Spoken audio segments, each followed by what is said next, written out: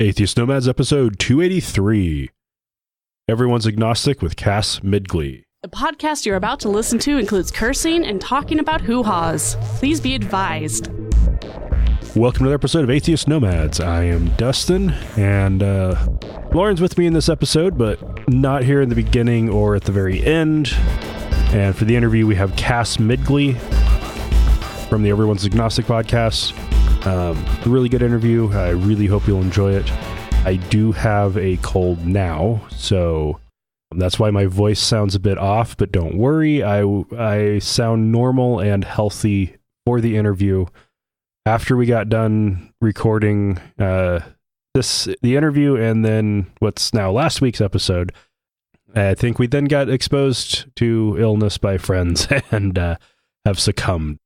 And let's go ahead and just get right into the interview. We are now joined by Cass Midgley, who is the host of the Everyone's Agnostic podcast and a former minister. Cass, welcome to Atheist Nomads. Thanks for having me on. Do you have a tattoo of a cassowary? Because you should. That is your spirit animal.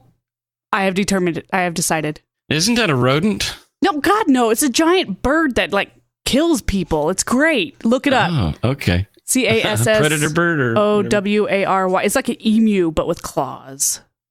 And it's pretty. So, imagine right off the bat, this is kind of woo-woo to give me a spirit animal. Oh, God, I know. Okay, if you want to think of a terrifying dinosaur in modern day, cassowary. It's a cassowary. It's so cool. Okay. So I can be a badass. Yeah. Thank you. Thank you very much. Yep, got it. I always knew I was one. I just waited for somebody to tell me, affirm it. Yeah, that's right. You're a badass bird. Flightless bird. Anyway. And the answer is no. I don't have that tattoo. I do have a tattoo, but not that one. Okay. All right. So what's the basic premise of the Everyone's Agnostic podcast? Okay, so dear friend of mine, Bob Pondillo, he and I used to spend a lot of time on my front porch, and he smoked pipes and I smoked cigarettes, and he drinks scotch and I drink gin and tonic, and we just became friends. We met at a UU. Sounds like a sitcom. Yeah, Cass and Bob on the porch, and it really it felt like one, because it was like he's PhD professor in mass communications here at MTSU, and he had just retired and lifelong atheist, but he was fascinated with religion, and especially like the effect of religion on culture and Western civilization. And, it was just always a mystery to him how this magical thinking took hold and actually shapes societies and cultures. And he was an avid reader in all Christian apologetics to atheist books, all across the board, just fascinated with religion. And when he met me, I was an ex-pastor, and I was visiting a UU church, Unitarian Universalist, kind of one foot in Christianity, kind of lost and confused, wandering in the desert of spiritual identification. And he gave a sermon called "Good Without God," and I was just rattled by it, because I was like, from my perspective, there's no goodness outside of God. God's the only source of goodness. Can't be good as a human without God. And so it was just, atheist was a dark vampire in my imagination or something, and here's Bob, and he is the sweetest, kindest, jolliest, just wonderful human being. And he's about 10 years older than me. And we met up and had lunch, and we became friends. And again, we ended up on the porch talking on a regular basis. And he was constantly telling me, he said, you need to go back to school. And see, the thing about being a non-denominational pastor was I didn't have a seminary education. I just had a regular college education in business finance. But I just jumped in because I was, in non-denom, they just kind of wave the magic wand and you're ordained. Right. And so he's like, you need to write a book. But I always felt like I was kind of a snob when it came to nonfiction. If you're going to write a nonfiction, I kind of need to see some letters behind your name. So you're not just pulling it out of your ass. You've actually done some research. You spent some time in a library. So I wanted to write a book critical of Christianity. And so I went back to school. I went to Vanderbilt Divinity School to get a master's in theological studies.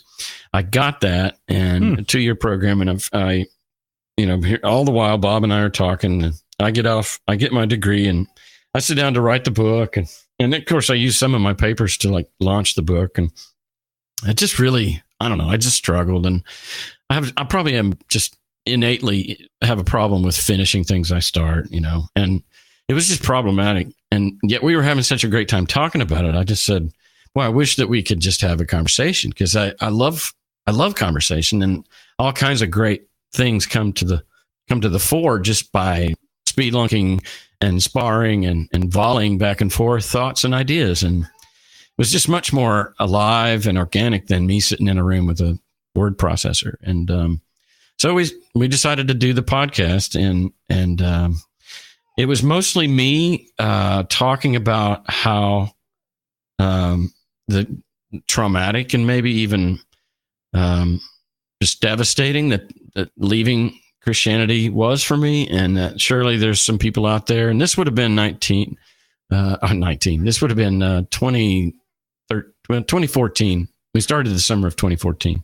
Okay. And so our subtitle was, we interview people you don't know about a subject no one wants to talk about. And so we weren't going to interview stars or, you know, Sam Harris or some, you know, big name people. Of course, you can't. I don't have access to those big shots. And so we just literally just put it out there as like, I'm going to interview a few local friends who I know deconverted and just get their story. And, you know, in the age of StoryCorps or the Moth, you know, storytelling was kind of hip and still is, but it was like, just give people stories, and that's beautiful. And let the conversation organically come out of their story. And so Bob and I started this, and that's the rest is history, really. Nice. And why did you pick the title you did? Okay, so being an ex-Christian myself, as I mentioned earlier about the thought of an atheist, and just the word atheist was fairly intimidating and scary for at least me and my tribe. I just remember the first time I was in a bookstore, and there was a kiosk full of Christopher Hitchens' new book, God Is Not Great, How Religion Poisoned Everything. And I just remember almost the chills that went down my spine, as far as like, here's a guy who is basically flipping the bird at my best friend who died on a cross for him. How dare he? And you know, just I don't know. It just didn't. I couldn't. I had to walk the other way. I mean, it was almost voodoo. It was just a creepy feeling. Let alone walk over and flip through the pages. Well, you can reconcile. I would have easier. You can reconcile everything that you'd been taught with just the literal definition of an atheist. That's those two things don't equate for a somebody. Bridge too far, for sure. Yeah. Yeah. So I would have had a better and easier anxiety experience if I'd have gone over to the sex section and read, you know, a porn book in public than going to his book and opening it in public, you know? Yeah. So, which as a evangelical is, almost equally as disturbing, you know, because it's like another taboo. So, all right. So, I felt like, you know, once I started the show, I was already a full-blown atheist. And even when I finished my master's in divinity, I was a full-blown atheist. But I always was going to be one that played well with others, because I can never be a judgmental asshole towards Christians, because I was one for 39 years. I mean, I just don't have it. I'm not afforded the luxury of being judgmental of those people, because I did that. Mm-hmm. And so I knew and I empathized with the difficulty of stair-stepping out of, you know, Jesus's tribe. And so it's, you know, it's usually slow. It's usually, you know, one step at a time. I don't believe in hell. I don't believe in the inerrancy of Scripture. Maybe the next step would be, I don't believe in substitutionary atonement. And then, you know, from there, you just step out, maybe get a little bit Oprah or Deepak Chopra or, you know, some kind of spiritual transition. And you know, maybe, you know, like easing into a cold swimming pool, you know, a little bit at a time, one toe at a time. And so I felt like that people would be more drawn to the show if without the word atheist in the title, but enough to where they know that this is about religious philosophy. This is about thinking. And so by putting the word agnostic out there. Now, listen, I know that as a Christian youth pastor, we used to do a lot of bait and switch. We used to serve a lot of pizza so that kids would come in and we'd get them saved. And so, unashamedly, there's a little bit of bait and switch going on there as far as letting the name be something that is less threatening. Everybody's agnostic. No one knows. Everybody's lost. It's okay that you feel lost because no matter what anybody thinks or how certain or how dogmatic or fundamental they think they are, at the end of the day, when it comes to God, when it comes to these existential questions, no one knows. And so just come on in. You're welcome. And we're all lost. So, just kind of a humility to come to the table with some humility and less certainty. Well, that's a beautiful thing, I think. Yeah. That is needed in this world. Okay, well, and the trap is that Bob and I were both full-time, full-blown atheists. And so they get in there and they think Bob and I are both kind. I mean, we're kind, and we're not going to laugh or make fun of or belittle somebody for what they believe. At least not in front of their face. Right. But, it wanted to be a safe space for them to share their story. Okay. So you were going for agnostic in the colloquial term of non-confrontational atheist. Right. Okay. And a lot of people, I knew people that said, I'm an agnostic Christian, or I'm an agnostic atheist, or I'm an agnostic, maybe economist. You could be anything to where you exactly. You just use it as a point of like, I'm not a know-it-all. It's a good modifier. In this sense. Yeah. I mean, here's the thing. I understand the spectrum of the atheist community is that when you have lifelong atheists that have never believed, never drank the Kool-Aid, then I know that there's going to be a little bit of maybe less empathy for the wackos than those of us who were once wackos. And so the people that have been very critical of the title of my show, I understand that. And I also understand that the show's not for them. It's for people that are on their way out, scared shitless, the bottom's fallen out of their life. They don't know up from down. They feel crazy. They definitely feel alone. They have family and friends that have turned on them. If they, in fact, have even come out, they may not even have told their own spouse. They may be that alone in their head, and they live a disingenuous life because of how afraid they are.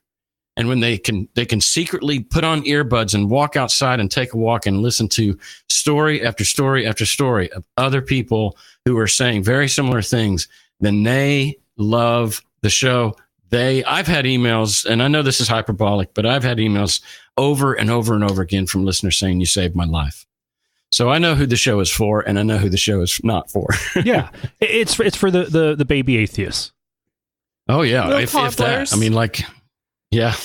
Well, just the people that are still working it out. Or people who enjoy listening to that point of view, too. Not necessarily even going through struggles themselves, but like maybe Bob, I've had that. Yeah. Mm-hmm. Yeah, like I know in my own experience, I was already pretty firmly, I'd say I was firmly an atheist by the time I discovered podcasts. And the Living After Faith podcast at that time was doing stories a lot like that. And it was it was amazing how comforting it was to hear stories of there were other people who went through not the same thing, but similar enough that they can understand. Yeah, it's very comforting. It's very cathartic. And, I also have noticed, having been on the air for 4.5 years, that people graduate out of the show. They get to a place where that trauma, the pain, the memories, the anxiety, the fear has all kind of been healed, if you will, borrow that term, and they don't listen to the show anymore. But because of like high school or college, you got freshman, sophomore, junior, senior, and there's just this flow of new students coming in as new students are graduating. I feel like that, but just by kind of watching the metrics and stuff, that I'm getting I know people are leaving, but I'm maintaining at least a sustainable number of listeners because new ones are just now starting their deconversion process. Mm-hmm.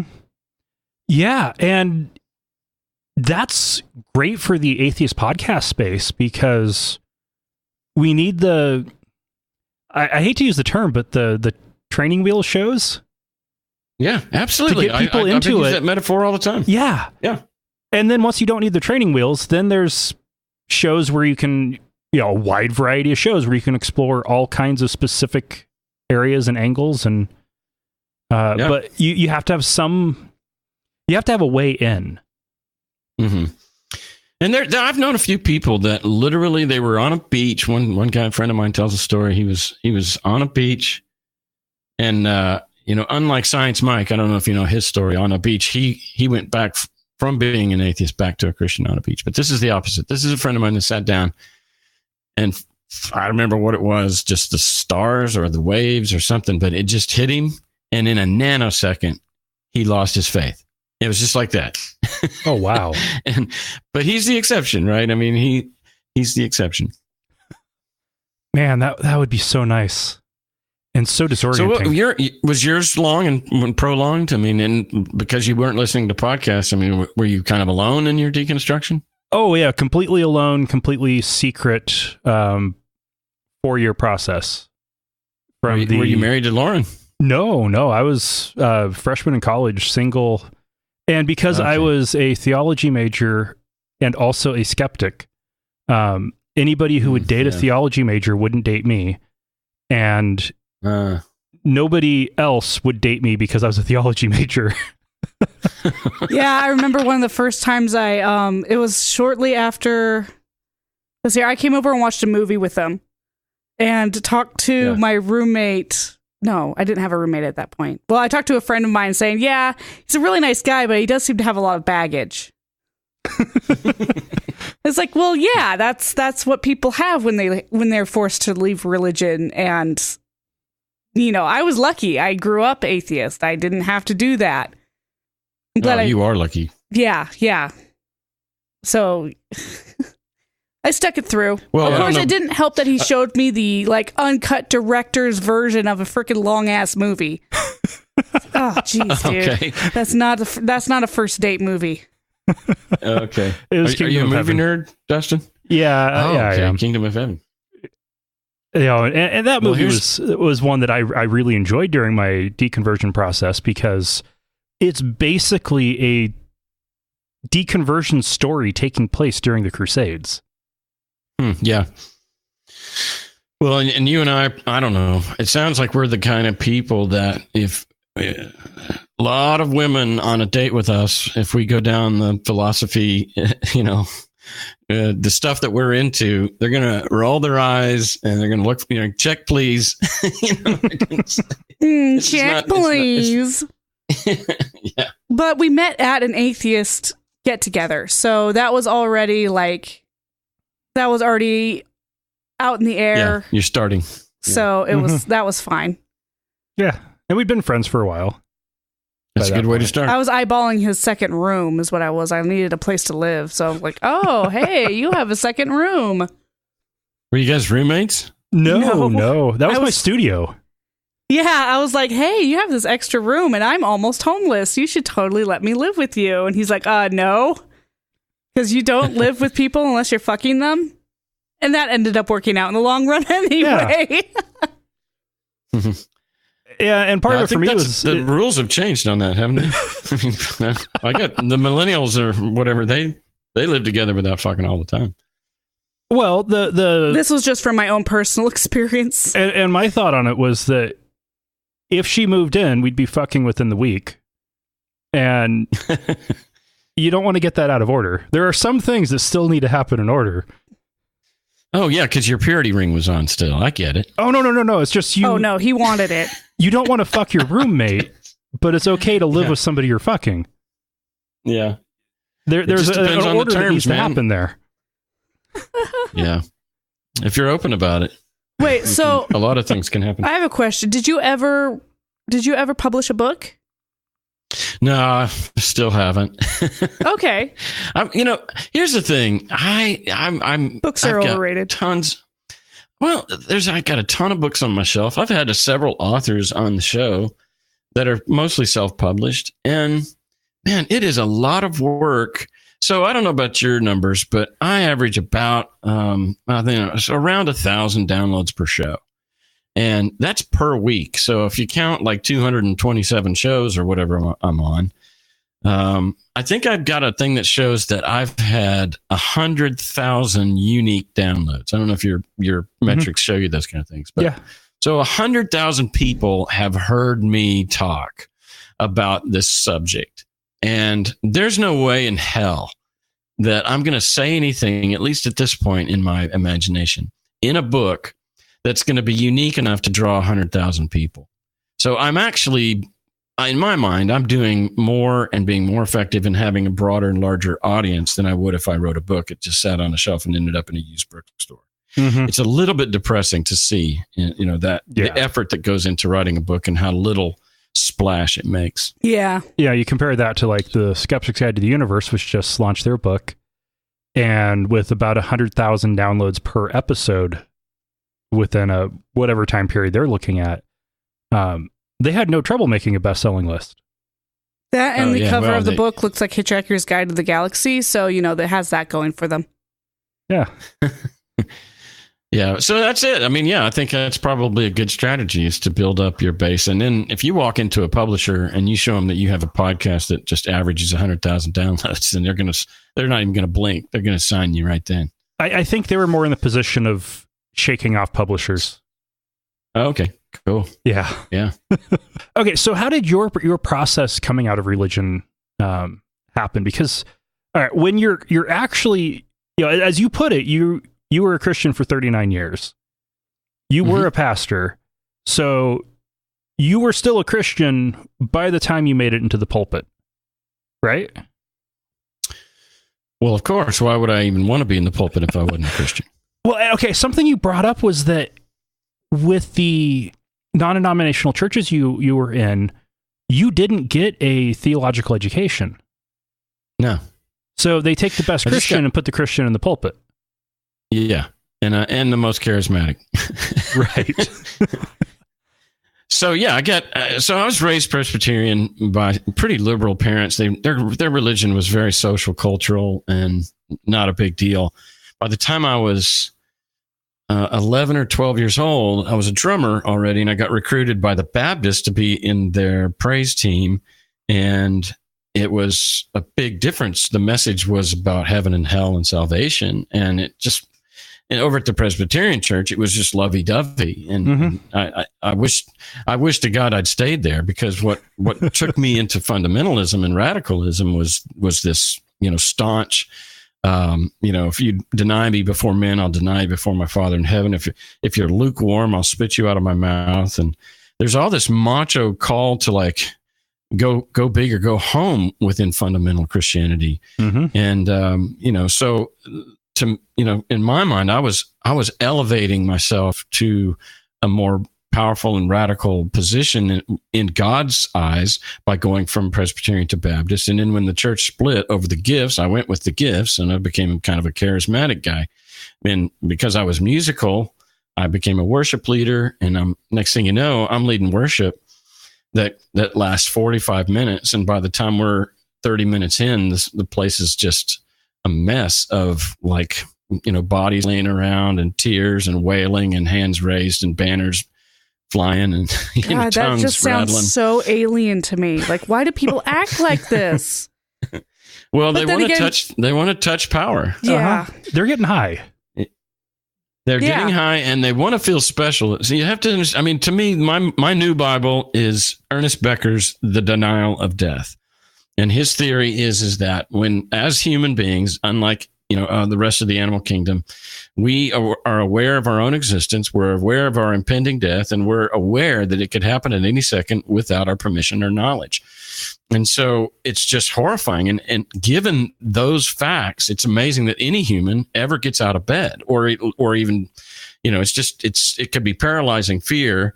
And so what we do to help compartmentalize it is we do things to give our lives meaning. And so all these things, what Ernest Becker calls immortality projects, to one, either convince yourself that you're not going to die, that you're going to live forever, and or couple that with, all right, so just in case I do become worm food, I'm going to leave my mark. And that could be having children. That could be winning a gold medal. That could be, making your mark in some way that people are going to remember you after you go. Because the last thing that anybody wants to admit is that I'm meaningless. And I'm literally just an ant in an anthill there's just nothing here that's lasting or permanent or meaningful or purposeful. Right, which is why we had a baby right after a parent died. It's like, yep, okay, yeah, we need something. Yeah, we'd been at the point of we were thinking, 3-4 years out, and I found out my estranged father had died, and it was like, okay, no, there's no time to waste. Yeah. Let's pass on the seed, pass on the gene. So anyway, the point being is that in those circles of praise and worship, and in this immortality project, it even says, that if you'll believe, you shall not die, but live forever, So there's this promise of eternity, this promise of purpose. God has a purpose and plan for your life, and, serve me, follow my commands. And it's, there's just something very empowering in a kind of a upside down way to become a servant, because I don't have to think. Just tell me what to do. I don't have to find my plan or my path. I know there's some guys who pay a lot of money to have that for a half hour or so. So that is, it is, I don't know if you're referring to the sexual, but the erotic, the worship is erotic. Worship is, and the Bible even says it, that the church is the bride of Christ. There's all kinds of metaphors in the Old Testament, especially about God and his people being married. And, there's she becomes a harlot. When she's unfaithful, the Bible compares it to adultery. And so there is this relationship that is very, matriarchal or, married and sexual. And so when they're worshiping, and I shouldn't say they, because I did it, I wanted to touch the hem of his garment. I wanted him to touch me. And when somebody lays their hands on you, what are the odds, especially in the world of placebo effect, what are the odds of you getting chills, when human beings are laying their hands on you and they're praying? And then some guy starts saying, I feel the Lord saying, I've got a word for you. And Lauren, I see you walking in a field, and it's a field of wheat, and you're waving your hands over the top, and you're concerned about the next harvest. You're concerned about where's money going to come for the next bill. But the Lord saith unto you, fear not, my child. I have plans for you. I have plans to prosper you, and good things are coming for you. Trust me. Lean on me. Don't lean on your own understanding. Don't look at your checkbook. Trust me, and I will guide your path. I just get this vision of me running through a field going, "Whoa," with my hands up in the air. But how fucking comforting would that be if you were a gullible person? Fortunately, you're not. But everybody worries about money or something. Exactly. Yeah. And somebody could say, oh my God. Well, here's the thing else is God, out of all the planets orbiting the universe, God is concerned about me. He knows the number of hairs on my head. He's going to manage my finances for me.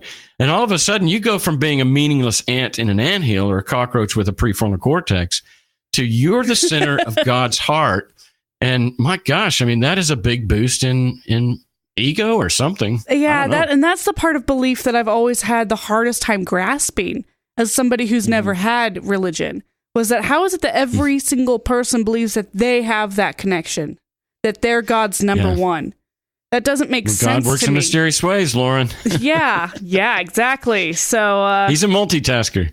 God, and if God's all powerful and omnipresent and omniscient, omni everything, all loving, then then how can you turn around and tell the person next to you that you don't believe right, so you're going to hell? Well, if you're free will, then they're choosing to sin, and if you're predestinarian, then God chose them for hell. Well, then fuck God, right? Right. Well, and here we find ourselves. That's what here we go. And that's these arguments that I used to make my evangelical friend cry in high school. Yeah. And were you free will Baptist or predestinarian? Free will. Yeah. Southern Baptists are mostly free will in Oklahoma, at least. Oh. And, but I don't know, back to your original question, as far as, I think what I did is that I took it to a level, as far as my belief, I just kept raising the bar. I just wanted to be a man after God's own heart. I wanted God to be proud. Now, keep in mind, my father died when I was 17.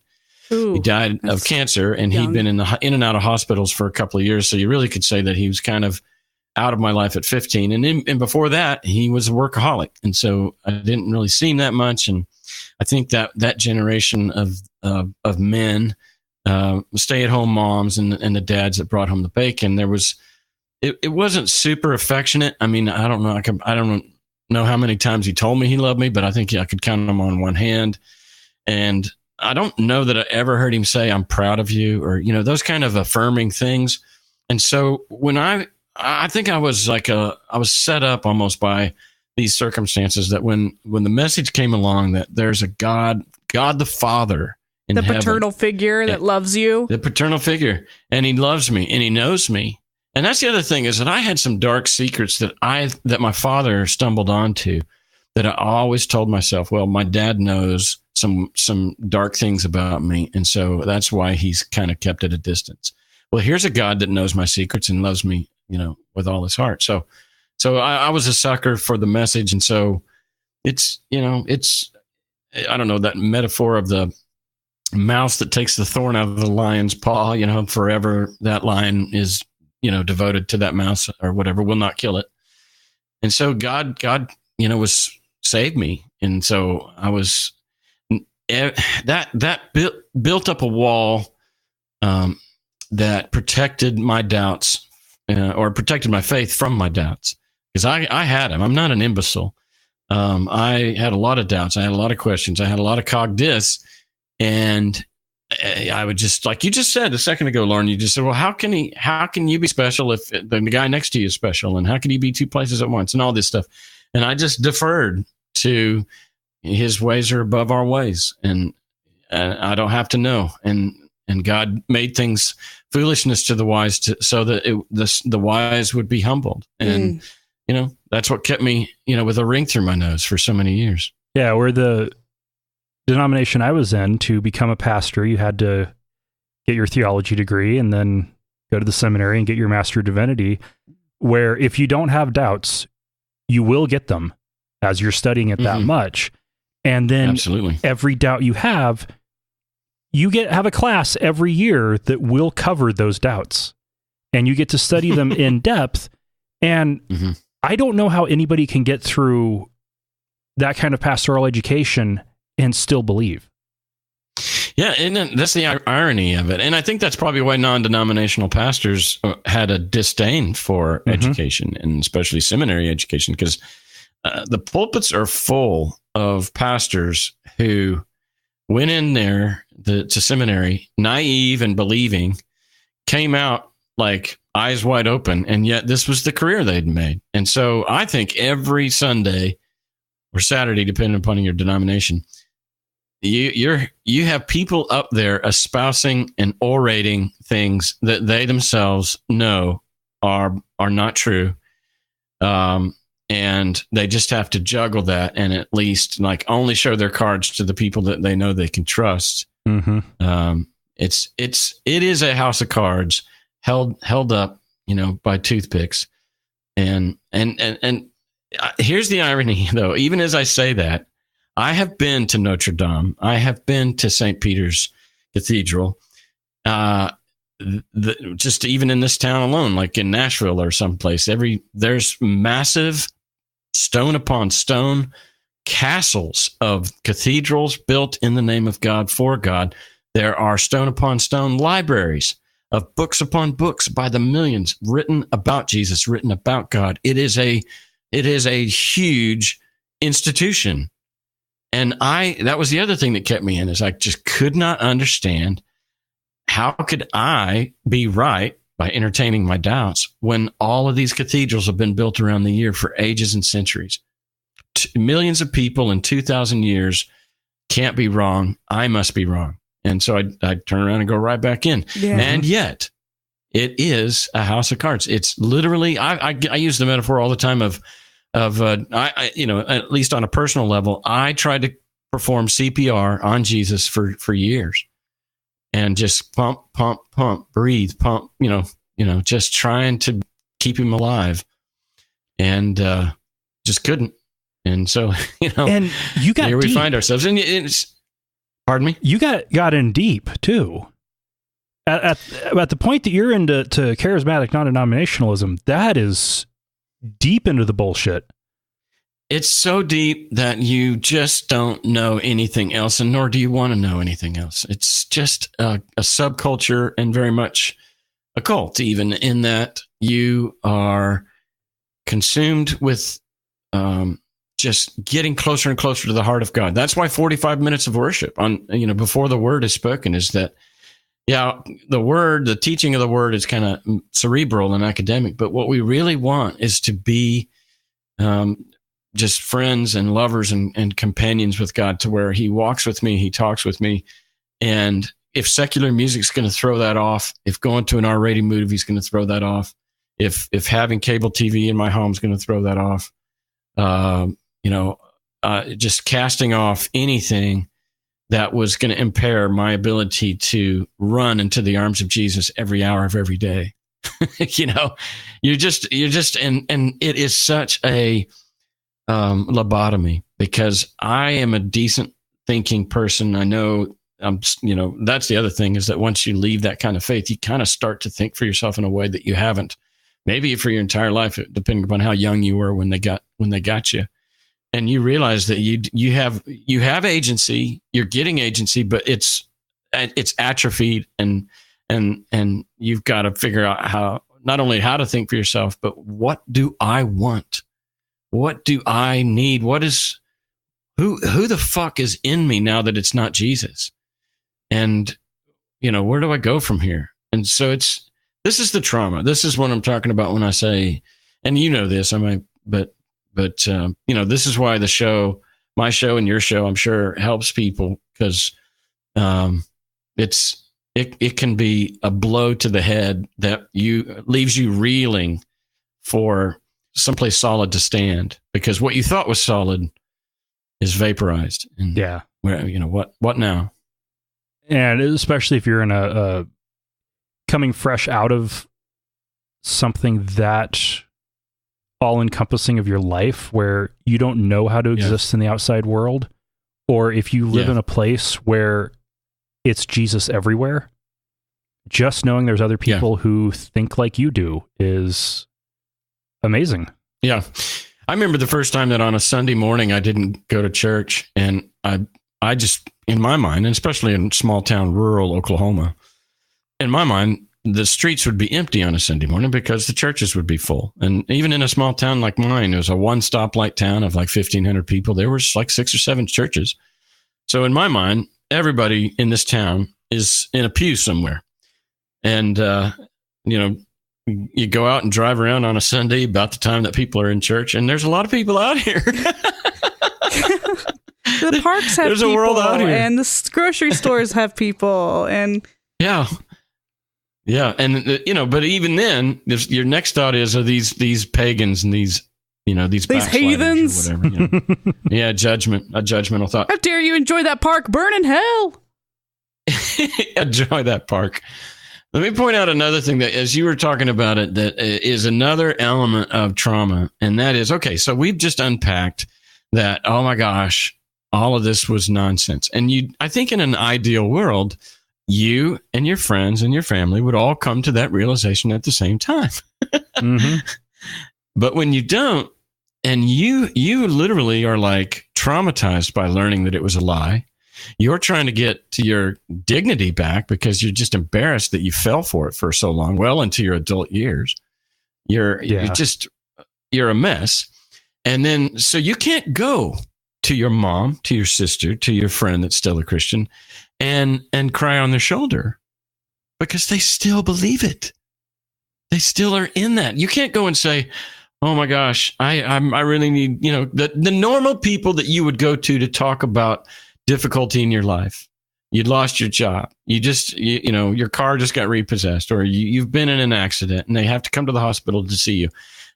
All these shoulders that you would cry on under any other circumstance of trauma or difficulty are not available to you, because as soon as you just share with them, hey, what's wrong? I don't believe anymore, and I can't believe I ever did. And what are they going to say?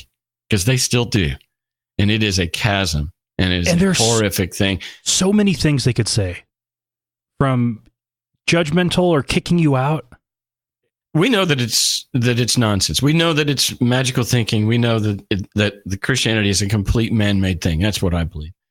And yet it's so prevalent, and it's got its death grip on culture and society and relationships, that right now, in a world where we should be loving and kind and thoughtful and empathetic towards one another, there are chasms, rifts, divisions,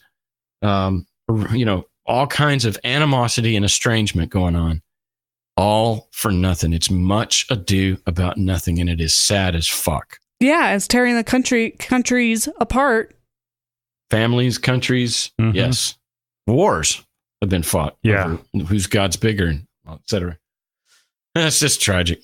So you got in to as deep and dark and disgusting of Christianity as possible. How did you start digging yourself out of that? Well, yeah, and I would clarify that, because it might be in the rearview mirror, it's deep and dark, and it, it was a fucking mess, and I should have avoided it. But when you're in it, honestly, my wife and I, we used to look forward to Sunday mornings, because we're going to see all our friends, and we'd have maybe fellowship dinner afterwards, or maybe a volleyball game, or we'd make friends and be over at their house, and we'd raise our children together. And, there was an assurance that God has a plan for your life, all those things that are comforting. So you don't really know that it's dark, but I will say this. I did have moments of clarity. In fact, I was in my office one time, and, as a youth pastor and worship leader at a church, and the head senior pastor's office is up the hall. And I'm down the hall in my office, and I would have these thoughts that, like, how is it? And this would have been the 90s. Thoughts like, how is it that Jesus was a friend of sinners and sided with the prostitutes and the tax collectors, and his main enemies and those toward which he was the most vehement verbally were the religious. And I'm still seeing that, what we called the yeast of the Pharisees. I'm seeing it alive and well in this very church that I'm, associate pastoring. And what if, and at the same time, I knew people that were not actively religious, and they were kinder, more loving, less judgmental. I found that the most judgmental people in my life were the believers, and the most accepting and affirming and actually happy people were the non-believers. And you talk about a cognitive dissonance. Mm-hmm. And so if I allowed myself to entertain that, what if, because there's this binary of you're either serving the devil or you're serving the Lord. Kind of Bob Dylan type thinking. Mm-hmm. And I found that's the question I started asking. I said, what if things are all upside down, and I'm actually serving the devil by serving this church? Oh, wow. And that's a brain fuck, this is the kind of mind fuckery that. Right. Because nobody ever goes out of their way to serve the devil, right? They're always tricked into it or something. It's like, yeah. Yeah, what is that phrase about, like, tyranny or treason will be wrapped in a flag and holding the Bible? So, it's true. We're witnessing that. And the devil helped you out. That's amazing. The fear that the devil was tricking me helped keep me in. Yeah. Well, no, I would say Jesus was helping me out, because Jesus was outside the church doing the right thing, and the devil had actually taken over and hijacked the church, and was a wolf in sheep's clothing. Wow. Huh. All right. Deep. But in retrospect now, it was the fear that the devil was tricking you, helped get you on the. Yeah, that he had tricked the church, and I was a part of that church. But now my eyes were open, and I saw that he had hijacked the church, and that Jesus was actually outside the church. So the very things that I've said this many times before, that the very things that led me to Jesus, to fall in love with Jesus, was his love, his non-judgment. I mean, he condemned judging. He said, if to the extent which you judge others, God will judge you. So it was forbidden to be an ass in Jesus' world. Now, there's other quotes of Jesus that are contradictory. You should have stuck with the Presbyterians. I know, right? So, I felt like, all right, I want to be love. I want to be community. I want to be on the side of mercy and compassion and helping, fixing things, not being a part of the solution, not the problem. And so those very values that took me to Christianity took me past it. And I think one of the last things I ever said to this invisible friend of mine, I just said, I'll never bow the knee to a God that's not at least as good as I am. Yeah. Wow. Good for you. And you find yourself on the outside. Yeah. Huh. So you left that church and you were out. Okay. So now you're getting to the dirty part of it. All right. So you and I, before we started rolling the tape, I just recently lost a job that I'd had for 7 years. And the thing about it is that I have experienced this many times in my life, and I don't consider myself a coward. I'm a risk taker. I'm very entrepreneurial typically, but sometimes I get like deer in the headlights, or I get something to where I can't move, or I'm unaware. It's a blind spot. I don't know that I'm stuck. I actually am, very comfortable. But I'm like a frog in boiling water. I'm like, I don't know that it's killing me. And so on a couple of occasions, I've been forced out only to find that it was the best thing that ever happened to me. But at the time, it was horrifying, and I wasn't able to do it myself. And so if I believed in God, I would say, something like the universe caused me to get fired. And that just as recent as 2 weeks ago at this job, which, this whole God closes one door, he opens another. That's what it feels like. It's no wonder that those, people can find God in that, because it just seems providential. It seems like, oh, this was a good thing when I thought it was a bad thing. Oh, all things work together for the good. Mm-hmm. You can spin it, and God, comes out looking great. But anyway, all of that aside, I was there at the church. Now, I want to go back to some of my experiences as a little boy, 5 years old. I had a female babysitter that did something with me sexually. And 5 years old is pretty young. I don't know the details, but I know that it was sexual. I mean, there was something going on. I think, I won't go into detail. It's just weird stuff, but it was enough to where my sexuality was awakened. Like at that age, I remember distinctly, the house we were living in, and we just had moved there, or we just were about to move from there. That's what it was. So I know the age in which I was because of the house we were living in. And I would watch Gilligan's Island, and I would fantasize and imagine Ginger sitting on my face. Now, a 5-year-old doesn't know anything about Caninglis. This is not something that's on a 5-year-old's radar yet. So I believe that the babysitter had done something to me to awaken that. And I ended up acting that out with my best friend, like my 5-year-old guy best friend. We went out back, and I said, "Hey, will you take your pants off and sit on my face?" And sure enough, he did. And that's when it was time for dinner, and my dad was looking for me, and since I had somebody sitting on my face, I couldn't hear him whistling. Mm-hmm. And so he walked out to the alley where we were at, and he sees this other kid sitting on my face and it's not like it's not forcing him to do it.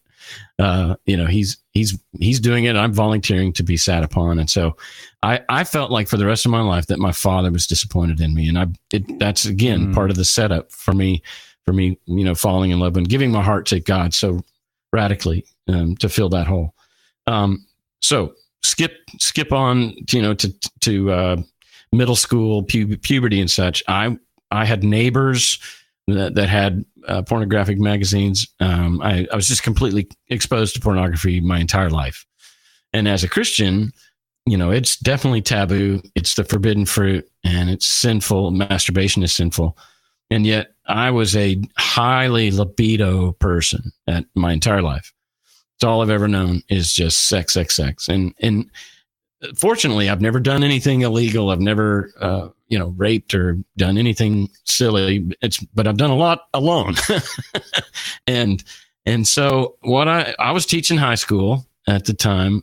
This would have been around 2003 in Oklahoma, and I was pastoring a church that I'd founded. One of those that we met in a skate rink. Okay. Oh yeah. Okay. You just find some open spot to. Yeah, and set up chairs every week and have church in a box, and that was again after a split from another church. Right. I've been a part of so many church splits. It's crazy. So I ended up getting a job teaching at a Christian high school. And one day after work, not one day, hell, it was probably weekly. I would look at porn, after work, but I was fairly technical. And I knew how to erase my tracks. Well, one day, and this is a horrific story. One day I'm looking at porn, and you know how porn can like pop-ups and all kinds of things can go from one level of porn to another. Well, next thing you know, there's these sites that are like bestiality and pedophilia and homosexual porn or whatever. And it just for some reason, it got weird, and it got weird really fast. Now, when you're high and you're, you're aroused, that's some pretty freaky stuff. But I freaked out, and I just closed the browser and walked out, and I didn't cover my tracks. So not only did they find that I'd looked at porn, but the type of porn they thought I was looking at was just crazy. And I'm wide open. I wear my heart on my sleeve. I'm transparent as hell. I got nothing to hide. And I'm not aroused by bestiality or pedophilia. Now, I am aroused by homosexuality sometimes, but it's adult consensual stuff. Like, I think I'm probably on the scale of straight and bi. I'm probably 80% straight and 20% gay. I mean, something like that, because I could swing either way. I don't really care. It's a spectrum, but I'm not a bestiality freak or a pedophile at all in any way, shape, or form. But that's what they found. So I'm a pastor of a church, and this is a Christian school. Yeah. So they fired me from teaching at the school. And then the elders of my church, all of which I appointed, kind of put me on disciplinary leave for 6 months, and while I got counseling.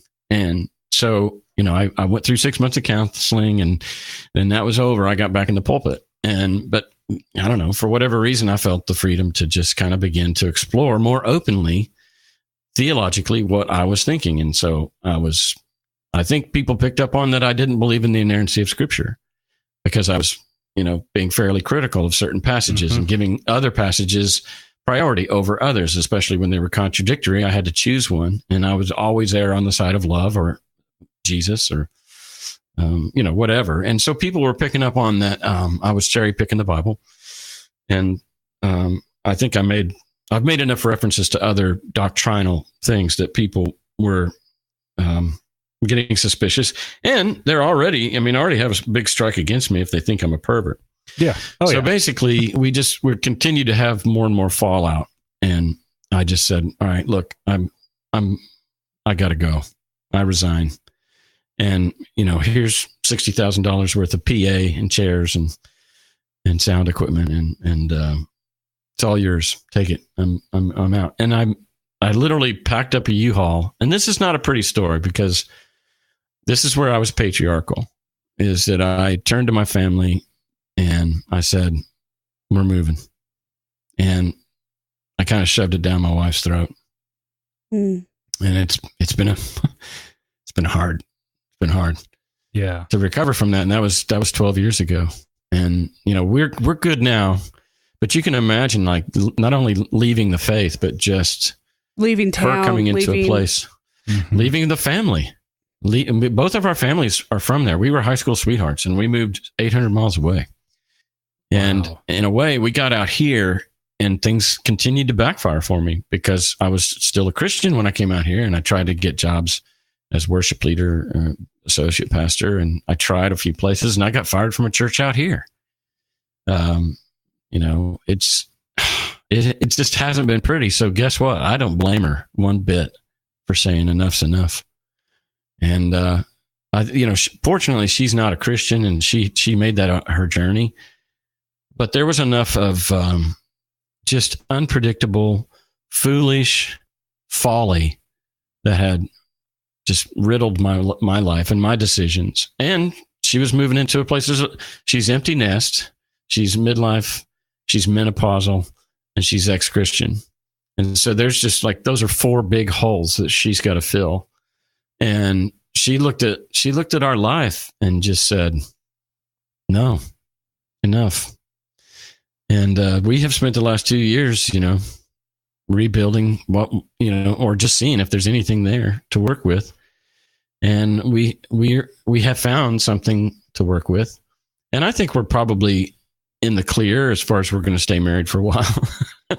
But it's been touch and go. So to get back to my point is that I was shown the door, and but as a result, I had the freedom to explore. And I went back to that bookstore and I bought that book, Christopher Hitchens' God Is Not Great. And it changed my life. And I've become a Hitchens fanatic ever since. Wow.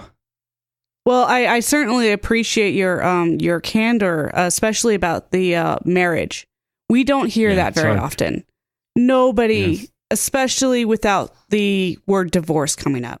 That is hard. What you went through, that is, wow. Mm-hmm. And, let me say, things work out, oh my gosh, good for you. That's, if things don't. And I'm a believer now that, it's good for you either way, as long as it's the truth. Yeah. As long as you can. But I want to say about the show, as far as I brought on Marie Delafont as my co-host. So Bob and I were co-hosts for 4 years, 2 white, straight, cisgender male, the old typical guys. Podcast. Mm-hmm. Typical podcast. Because I'm 52 and he was 62. And anyway, he moved out of state. And it was kind of time anyway. So I thought, okay, I'm going to do it by myself. So for about 6 months, I did it by myself. And one thing that we did with our listeners is we hosted a retreat in the Smoky Mountains of East Tennessee. We rented a cabin that is nice. 4 stories tall and sleeps 40 people. Oh, man. And so it's not only a hotel where you could go back into your own little cubby. It's a house that you're living. And then it ended up being 26 of us. And most of which never had met each other face to face. They were just online friends on Facebook or had heard each other's story on the show. Because about half of them were former guests and the other half were just listeners. And we met up there. And one, Marie in particular, she's a former guest on 2 different episodes. She came and she, we got to know each other a little better. And she'd been insisting on wanting to help my show. And Bob had left, and Bob wasn't that much help anyway when it came to the logistics. He just was a great co-host, but I handled everything, social media, the editing and everything. And she came along and she said, well, let me at least handle social media. She said, give me your passwords. Let's do this. And so she took over, and oh my gosh, she's just taken it to another level. And then she's said, how do you feel about co-hosting?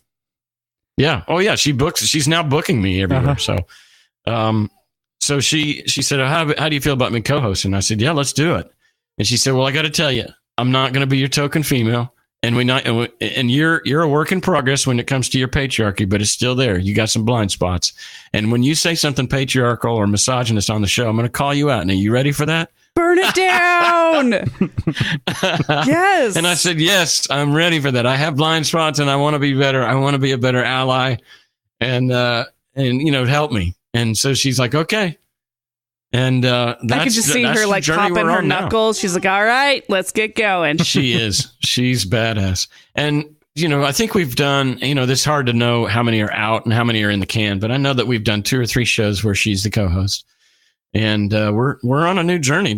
We've just embarked on a whole new chapter of the show just about the time that I was about ready to put a fork in it. Oh, that happened to us too. I mean, that was that major change like that. Oh, yeah.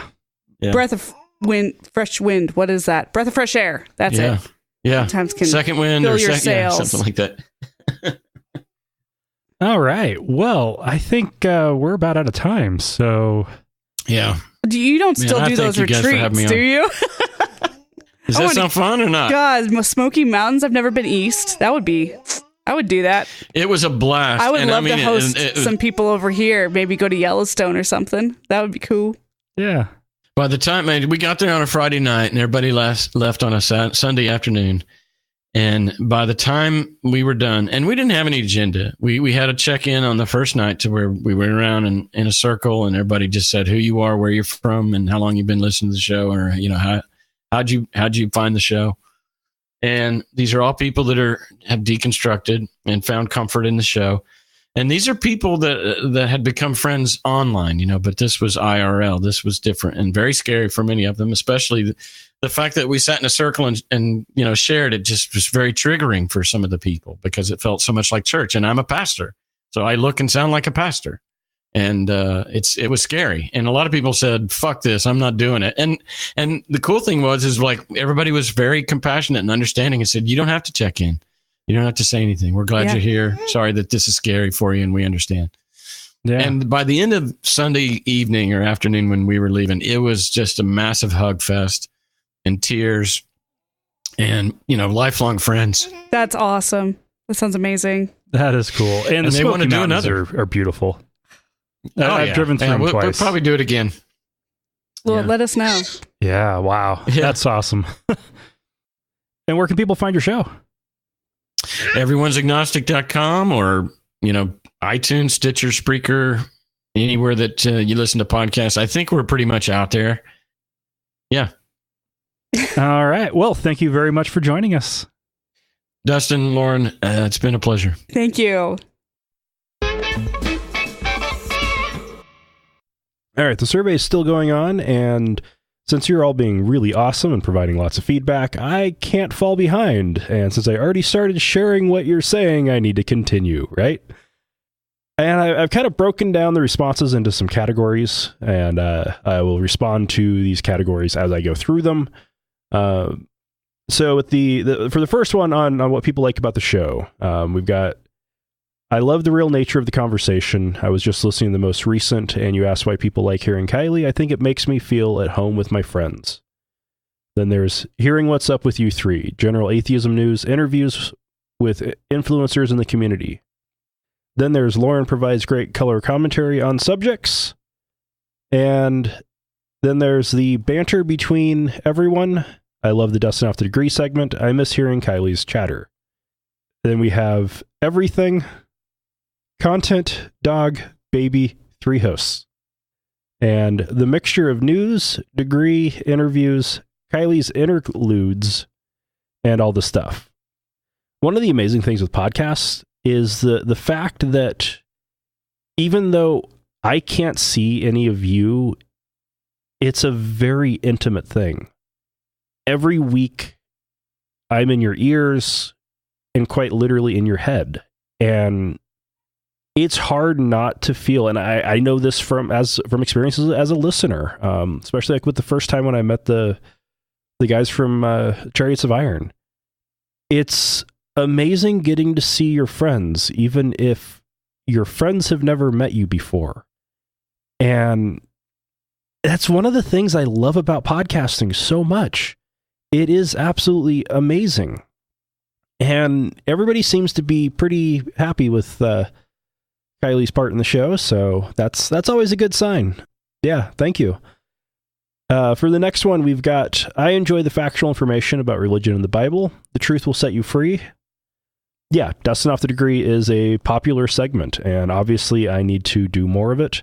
It's a lot of work to do it well, but it's worth it. And the fact, it's very intentional that in that segment, I try to keep it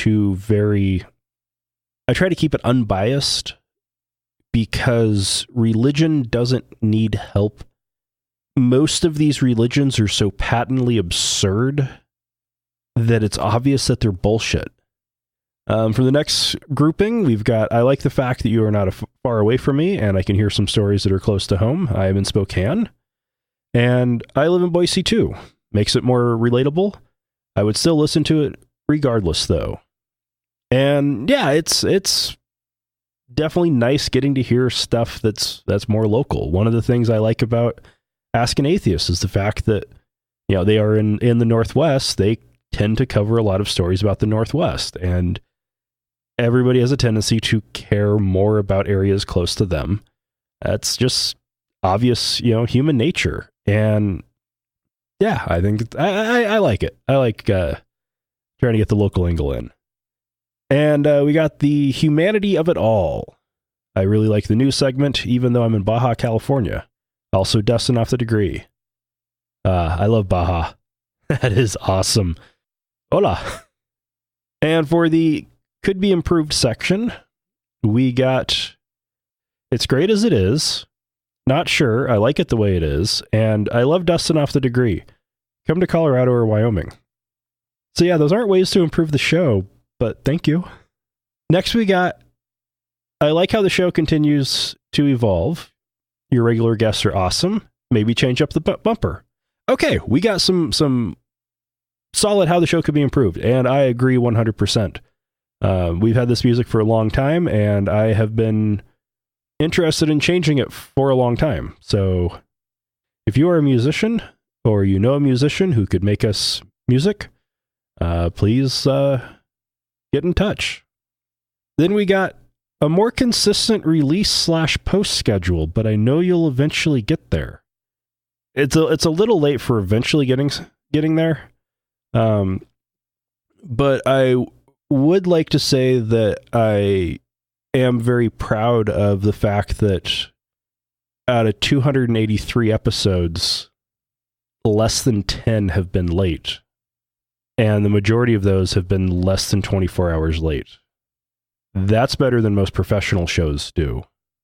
It probably doesn't help that I have changed the release schedule a couple times in the last year, but we're trying to find what works best with life with a baby, and I think Tuesday is going to work out.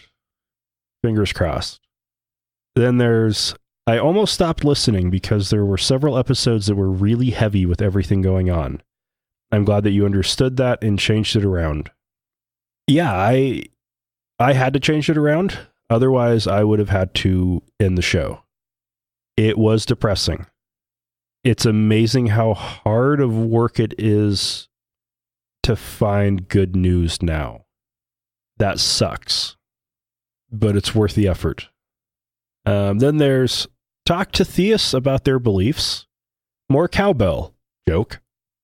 I'm not quite sure what direction you're suggesting with that. I have had ideas about trying to do interviews for some of the dusting off degree segments. That could be a lot of fun, but they'd have to be incredibly structured. And that's because I learned last year with the Republican atheist interview that when I'm an interviewer and the host, I cannot be a debater. So it would be a tricky thing to do, but it's something I might try in the future. And then the last two, how the show could be improved, were about Kylie. There's don't worry about Kylie while doing the regular show. I can understand keeping her out of interviews. Just hearing her make noise and talk adds a smile to my day. And the next one was 1, let us know when someone leaves to take kid duty. I made it through half an episode thinking Lauren was being really quiet. 2, give Kylie a mic or a soundboard. Yeah, I've been usually at the point where Lauren leaves, takes Kylie and goes to the nursery. Kylie's gotten so noisy that all of the audio up to that point is complete garbage. Like it can get bad. And we have to start back over mid discussion at the point before where that was. But that's actually a really good idea to do that. Yeah, I'll make a point of trying to make mention of it. And Kylie will eventually get a mic, but that's not going to be until she can actually speak in sentences. And it's going to be amazing, because when two podcasters love each other very much, sometimes they make a baby podcaster. Yeah, got to do that. And I'd like to think that I've done a good job generally of figuring out how much of Kylie to leave in and how much to edit out. The fact that we've gotten very little feedback of she's too noisy and a lot of feedback of leave more of her in, of people wanting more. I think that's a good sign. If you want to take part in the survey, you can. Just go to atheistnomads.com/survey. If you would like to get in touch with us the more conventional ways, you can email us at contact@atheistnomads.com. Leave us a voicemail at 541-203-0666.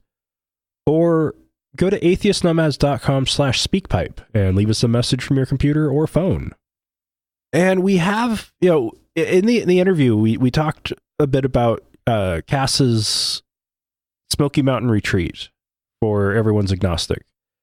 If there's interest in doing a Atheist Nomads retreat in like the Blue Mountains or the Greater Yellowstone area, if we go with the Blues, we're within about a 5-hour drive of Portland, Seattle, Eugene, Boise, Spokane, and that'd be pretty awesome. If we went with the Greater Yellowstone area, we'd be within about a 5 or 6 hour drive of Boise, Salt Lake, Laramie, Missoula, and that would also be really awesome. Like, if anybody's interested in that, please let us know. It would be a lot of fun to do, but it would be a incredible investment to make a reservation, and the money is tight enough that we couldn't swing that unless there's a lot of interest. And speaking of money, if you'd like to support us, go to atheistnomads.com/donate, where you can find links to leave us a one-time donation or become a patron and support us for every episode. That's it for this week. Remember, not all those who wander are lost.